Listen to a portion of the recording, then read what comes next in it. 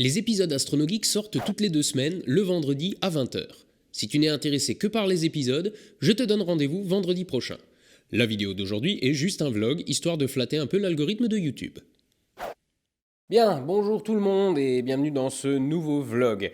On va démarrer tout de suite parce que la journée va encore être très longue pour moi. On est vendredi, je veux dire, vous regardez cette vidéo, je la tourne le matin même et j'ai une journée encore très dense devant moi. Donc, on va commencer tout de suite avec le dernier épisode qui a été super bien reçu. Seb et moi avons été en tendance pendant presque 2 jours, si je dis pas de conneries, et bien placé avec ça. Mais bon, titre putaclic oblige, hein, on va pas se mentir. Pour ceux qui se poseraient la question, le feu de camp n'était pas un vrai. On a tourné ça en studio, on a reconstitué tout ça. D'ailleurs, si vous regardez ma vidéo, j'ai oublié d'allumer la lune, mais on a pensé à l'allumer dans la vidéo de Seb. Vous regarderez. Bon, j'ai vu que le concept d'inviter quelqu'un, de faire une vidéo comme ça à deux, vous a bien plu, donc j'envisagerai de le refaire à l'avenir. Quand, je sais pas, hein, parce que logistiquement, forcément, c'est un peu plus compliqué que les vidéos chacun tourné de son côté, mais on le refera. Pas forcément avec Seb, pas forcément dans les mêmes circonstances, conditions, ce que vous voulez.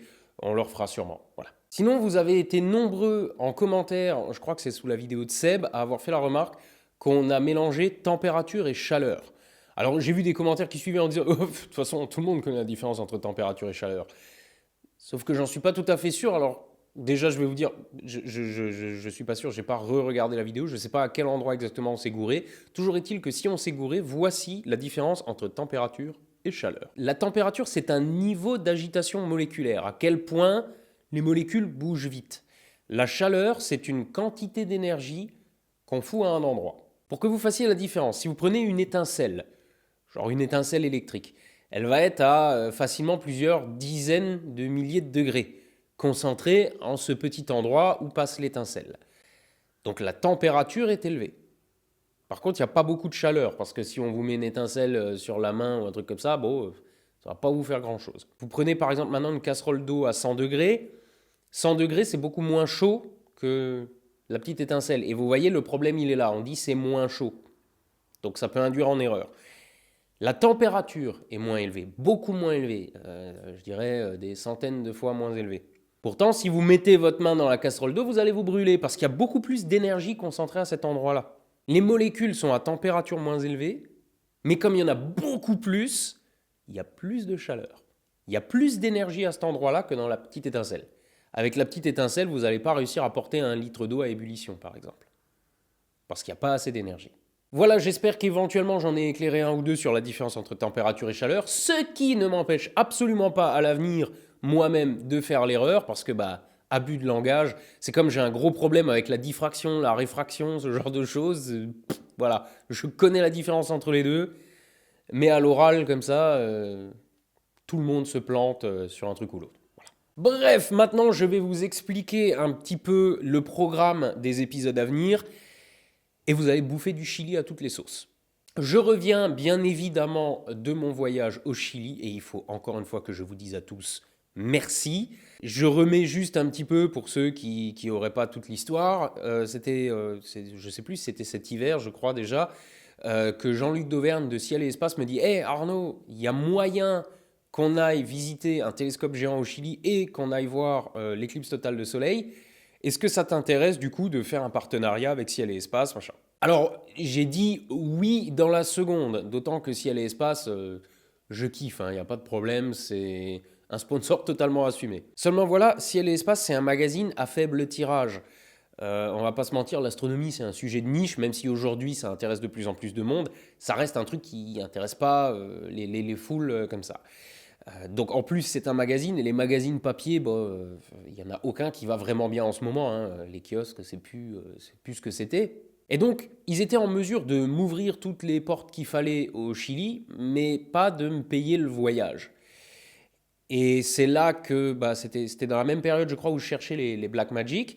Je vous ai demandé si vous étiez d'accord pour m'aider à financer ce voyage. Parce que bon, sortir 3000 euros là, comme ça d'un coup, c'est pas évident, même quand on est un youtubeur millionnaire. Hein. Hashtag sarcasme. Et donc, c'est là qu'il s'est passé un truc que je juge quand même assez dingue, c'est qu'en 12 heures, le Tipeee a explosé, il y avait toute la somme qu'il fallait pour payer le voyage. Voilà, donc merci beaucoup à vous parce que finalement, ça n'enlève pas la gratuité des vidéos pour tous ceux qui n'ont pas envie de payer, mais 3000 personnes sur 500 000 qui donnent 1 euro, c'est pas grand-chose et c'est en même temps largement suffisant. Et en plus, il y a des gens qui ont donné beaucoup plus qu'1 euro, hein, et il y en a parmi vous, mais vous êtes des grands malades. Donc voilà, d'un côté, j'avais Ciel et Espace qui m'ouvraient toutes les portes, qui me filaient les bons contacts et tout, et de l'autre côté, une vidéo qui est financée finalement par Tipeee. Donc, merci beaucoup à vous tous, encore une fois. J'ai donc passé en compagnie de Jean-Luc une semaine au Chili. C'est un très beau pays. D'ailleurs, je vous préviens, dans la prochaine vidéo, on va parler d'astronomie, hein. On va parler de télescopes géants, d'un télescope aussi grand que, enfin, optiquement aussi grand qu'un télescope du VLT, hein. Donc, voilà. Le VLT a 4 télescopes qui marchent ensemble, mais unitairement, non, c'est un mot qui n'existe pas, ça, enfin, qui ne peut pas se placer là. Bref, chaque télescope du VLT fait 8 mètres. On est allé voir un télescope de 8 mètres. Donc, dans le genre machin impressionnant, vous en faites pas, vous allez être servi. Quoi qu'il en soit, on va parler de ça, mais je vais aussi un petit peu m'égarer. C'est pas que je vais me mettre à parler de tourisme, mais voilà, le Chili est un beau pays et j'ai juste un petit peu envie de vous le montrer. Donc, je sais déjà que ça va énerver certains qui vont dire parle pas assez d'astronomie. Je parle un peu de ce que je veux et dans cette vidéo, j'ai décidé de vous montrer aussi à quel point j'ai bien aimé ce pays. Voilà. Mais on va parler d'astronomie. Mais bon, voilà, comme ça vous êtes prévenus parce que j'anticipe les commentaires, je sais ce que ça va donner parce que les 10 premières minutes de la vidéo, je nous montre en train de barouder, de machin. Voilà. Vous êtes prévenus. Bref, à la base, je m'étais dit, c'est vrai, une vidéo au Chili, tout ça, ça peut être vachement cool. Et ensuite, je me suis dit, je devrais quand même réussir à en tirer 2 vidéos. Et au final, quand je vois les rushs que j'ai, etc., je me dis que je vais tirer 3 vidéos. Autrement dit, les 3 prochains épisodes, on va parler du Chili. Donc vous allez bouffer du Chili tout l'été. La première vidéo, on va parler d'un télescope géant en construction, je ne vous dirai pas lequel, comme ça vous n'irez pas vous spoiler, parce qu'il est complètement dingue, ça n'a rien à voir avec tout ce qui a été fait jusqu'à maintenant, et il pourrait bien révolutionner l'astronomie, mais littéralement. On en parle dans la vidéo, je ne vais pas vous dire ce que c'est, certains d'entre vous le savent peut-être déjà, mais je ne vous dirai pas lequel c'est de télescope, et je vais vous laisser découvrir ça dans la vidéo. Dans la vidéo suivante, je vais juste parler de l'éclipse. Bon, évidemment, il faudra bien, hein, je vais parler un petit peu, je vais expliquer le phénomène et tout, mais je vais surtout vous la montrer. On a vu un phénomène qui est encore plus rare que le fait de voir une éclipse totale de soleil, c'est on a vu l'ombre de la Lune approcher au loin, parce qu'on était en altitude avec une vue dégagée sur des centaines de kilomètres. C'est super impressionnant. La vidéo rend pas totalement hommage au truc, forcément c'est juste une vidéo, c'est un peu petit, mais on voit l'ombre qui arrive sur des centaines de kilomètres qui masque les montagnes les unes après les autres, c'est juste un truc de fou. Donc on va faire une vidéo juste éclipse. Pour ceux qui n'en ont jamais vu, et je sais qu'il y en a parmi vous qui sont très nombreux à n'avoir jamais vu d'éclipse totale de soleil, je pense notamment à tous ceux qui ont moins de 20 ans, vous allez voir c'est un truc de fou, quoi. Et donc l'épisode encore après, on va reparler télescope géant parce qu'on a visité un télescope géant en construction, on en a vu un aussi en fonctionnement. Et donc, je ne peux pas vraiment vous montrer les mêmes choses sur les deux. Il va y avoir un peu des liens qui seront faits, hein, par exemple les systèmes de revêtement des miroirs, on en verra un en installation, en train d'être installé, hein, je veux dire, et l'autre en train de fonctionner. Donc, les deux vidéos se rebondissent, se répondent un petit peu, quoi. J'aurais pu balancer les deux vidéos l'une derrière l'autre, ce qui aurait été assez logique, mais j'avais envie de balancer l'éclipse d'abord parce que je voulais le faire tant que c'était encore un peu frais. Je vais le balancer début août, donc en toute logique, ce qui fera un mois après que l'éclipse soit vraiment arrivée. J'ai pas envie de trop attendre derrière, j'ai envie de balancer ça là, quoi. Donc, télescope géant en construction, éclipse, télescope géant en fonctionnement. Donc, on va parler de deux télescopes de 8 mètres. Vous allez voir, ça dépote. C'est juste dommage, la vidéo ne rend totalement pas hommage au gigantisme du truc. On s'en rend pas compte en vidéo, mais on va essayer, on va essayer quand même. Voilà, et pour finir, puisqu'on est dans le programme à plus ou moins long terme, j'ai encore dans les cartons la conférence que j'avais fait au Festival Big Bang à Bordeaux qui traîne. Je vais vous balancer ça fin de l'été, probablement fin août, hein, dans l'épisode qui doit sortir à ce moment-là. Tout simplement parce que l'été va être encore assez dense pour moi. J'ai pas mal de choses à préparer, si vous voyez ce que je veux dire. J'ai encore beaucoup de boulot. Et puis, si d'aventure j'arrive à me pécho 1 ou 2 semaines de vacances, ça sera vraiment pas de trop. Donc voilà, il se pourrait que fin août, le programme soit un peu plus light. Et on reprend sur les chapeaux de roue en septembre. Alors, avant de terminer ce vlog, je vais juste revenir sur un truc, c'est les sponsors. J'ai pu remarquer dans les dernières vidéos que, bon, une minorité, mais une minorité bruyante quand même, s'insurge du fait que j'ose mettre des sponsors dans toutes les vidéos. Et évidemment, celui qui cristallise toutes les passions, c'est NordVPN. Alors, je ne vais pas vous redire que si demain, dans votre boulot, votre patron vous demandait de venir bosser à l'œil parce que vous aimez votre boulot, vous refuseriez. Les plus fragiles iraient pleurer au syndicat et ceux qui ont les plus grosses baloches lui mettraient une patate de forain avant de quitter le boulot en se drapant dans leur dignité. Alors je veux bien qu'il y ait des gens qui pensent encore que je n'ai pas un vrai travail, mais je fais entre 50 et 70 heures dans la semaine, ça dépend des périodes. Je peux pas avoir un boulot à côté, c'est pas possible. Donc il faut que je vive de YouTube. Et je ne peux pas vivre de YouTube si à un moment je parle pas un peu d'argent. Si je parle pas des t-shirts de Tipeee de machin. Mais donc je ne vais pas particulièrement reparler de ça. On va juste parler d'un truc, c'est les sponsors. Et si j'ai décidé maintenant de sponsoriser le plus possible la chaîne, c'est parce que ça me donne finalement une certaine indépendance. Ça peut paraître bizarre de dire tu es un sponsor donc tu es indépendant parce que par exemple à la télé ou même avec certains sponsors sur YouTube, on pourrait ne pas pouvoir dire ce qu'on veut, mais les sponsors avec lesquels je bosse me laissent totalement carte blanche.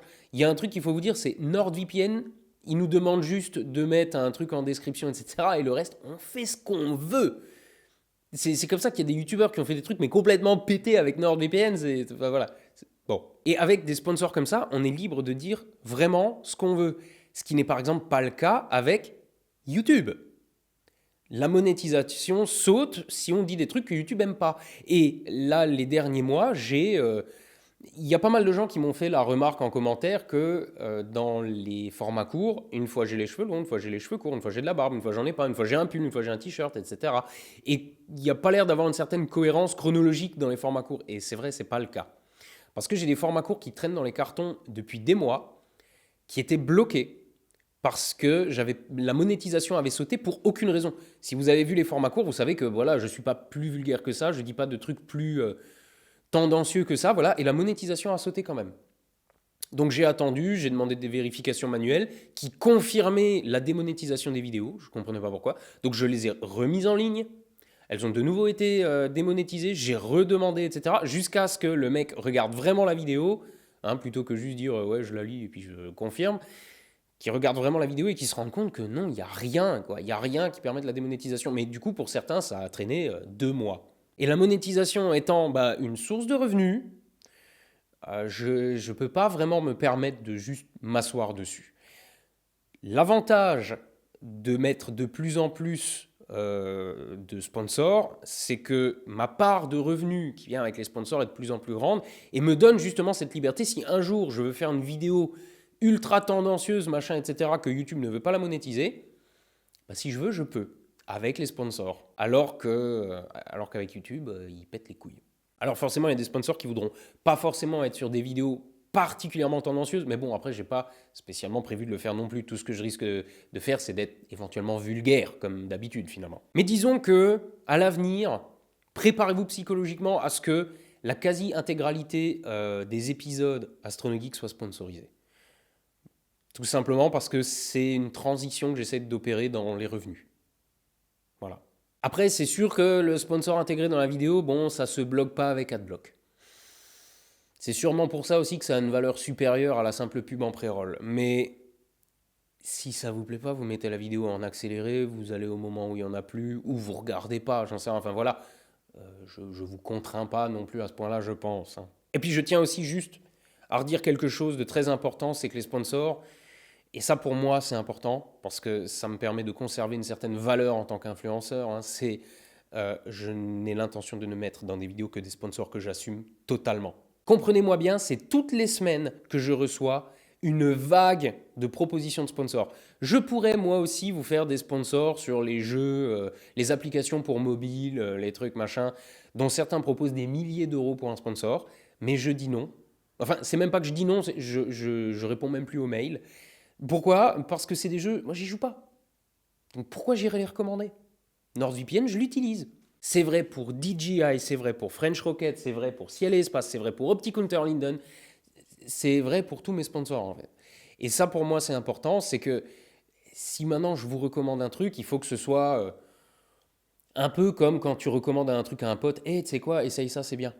C'est pas pour lui vendre quelque chose, c'est aussi quelque part pour le conseil.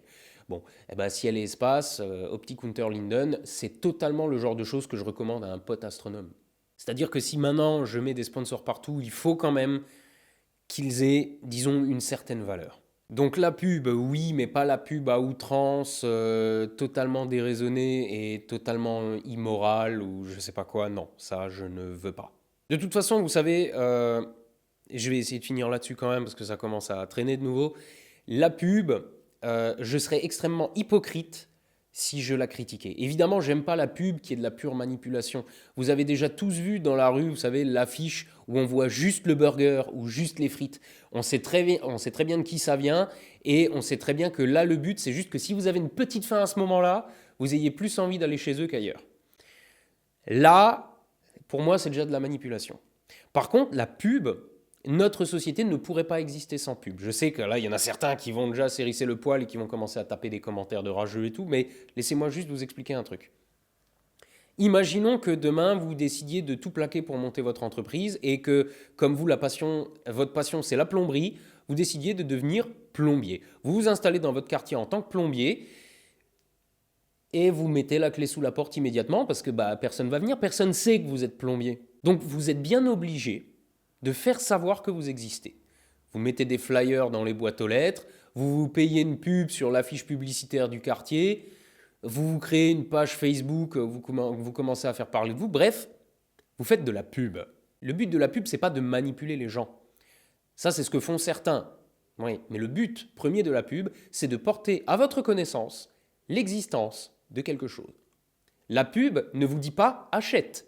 La pub vous dit j'existe.